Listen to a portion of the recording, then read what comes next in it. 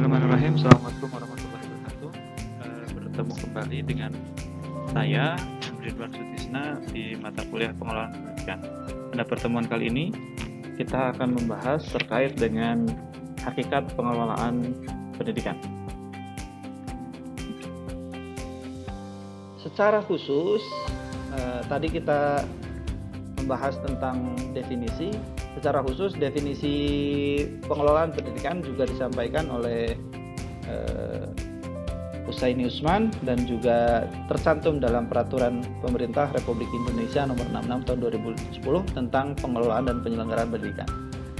Namun di luar itu, bahwa peran pengelolaan pendidikan dapat berperan sebagai dilihat dari 3 aspek.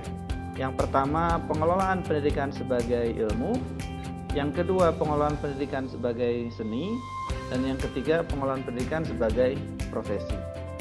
Dalam konteks pengelolaan pendidikan sebagai ilmu, pengelolaan pendidikan memiliki susunan yang sistematis dan terstruktur. Ini kemudian banyak diejawantahkan dalam bentuk pengorganisasian. Kemudian juga sifatnya pengelolaan pendidikan ini sebagai ilmu bersifat objektif rasional sehingga dapat dipelajari. Artinya harus masuk akal ya, tidak berdasarkan hal-hal yang logis dan juga berdasarkan hal-hal yang logis dan juga berdasarkan hal-hal yang bersifat empiris. Karena bersifat empiris, maka pengelolaan pendidikan juga menggunakan metode ilmiah dalam proses penelusurannya, dalam proses pengembangannya, dalam proses implementasinya. Kemudian karena sebagai ilmu juga peranan pengelolaan pendidikan harus memiliki prinsip-prinsip tertentu sehingga dapat juga dipergunakan sebagai teori. Sedangkan sebagai seni, pengelolaan pendidikan pada praktiknya sangat dipengaruhi oleh bakat. Setiap orang memiliki bakat untuk melakukan pengelolaan, termasuk dalam secara spesifik dalam pengelolaan pendidikan. Selain itu juga seni mengelola pendidikan ini sifatnya otentik. Pada setiap orang akan memiliki gaya yang berbeda-beda. Pun juga oleh karenanya, karena ini seni mengelola pendidikan, maka sangat dipengaruhi oleh pengalaman. Semakin berpengalaman seseorang, kecenderungannya akan semakin mampu dia mengelola pendidikan. Tentunya dengan gaya, dengan karakteristik, dan dipengaruhi juga oleh bakatnya. Dan yang terakhir, peran pengelolaan pendidikan sebagai profesi. Sebagai profesi, peran pengelolaan pendidikan sebagai profesi juga bahwa pengelolaan pendidikan memiliki kualifikasi ataupun kompetensi tertentu untuk bisa seseorang menduduki jabatan pengelola pendidikan, atau dalam hal lain manajemen. Menduduki posisi di manajemen ini membutuhkan kualifikasi tertentu dengan kompetensi-kompetensi yang sifatnya khusus. Selain juga karena sifatnya profesi, tentunya memiliki job description yang jelas, di manajemen mana dia mengelola, dan kemudian juga ada tata aturan atau ada prosedural yang juga terikat dengan profesinya sebagai manajemen, sebagai pengelola pendidikan. Kemudian melengkapi pengetahuan tentang hakikat dari pengelolaan pendidikan, disampaikan juga bahwa terdapat beberapa prinsip yang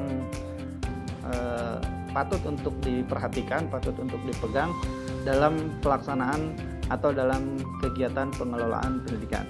Di antaranya ada prinsip merencanakan, bahwa pengelolaan pendidikan melakukan proses perencanaan, kemudian mengorganisasikan, artinya membagi tanggung jawab dan kemudian melakukan pengaturan, dan membuat keputusan, membuat decision making. Jadi pengelola pendidikan harus siap untuk membuat keputusan, kemudian mengkomunikasikan keputusan-keputusan yang telah dibuat sehingga dapat diikuti oleh semua komponen, semua elemen yang ada dalam di bawah pengelolaannya. Dan mengordinasikan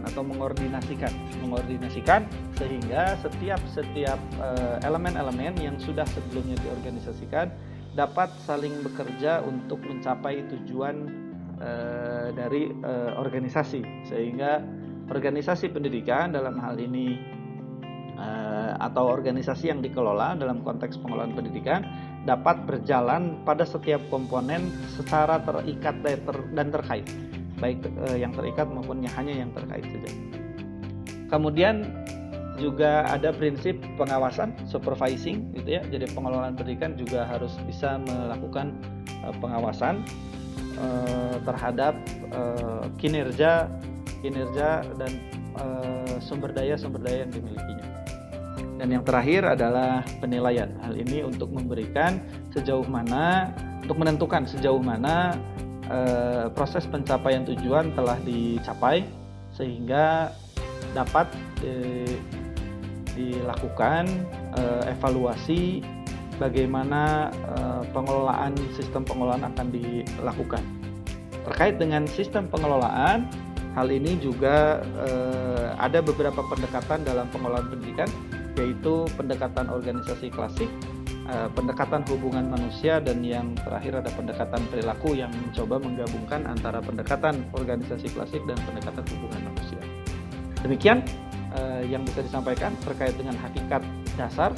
Untuk lebih lanjut, Anda dapat mencari informasi secara spesifik terkait dengan hal-hal yang sudah disampaikan. Semoga bermanfaat.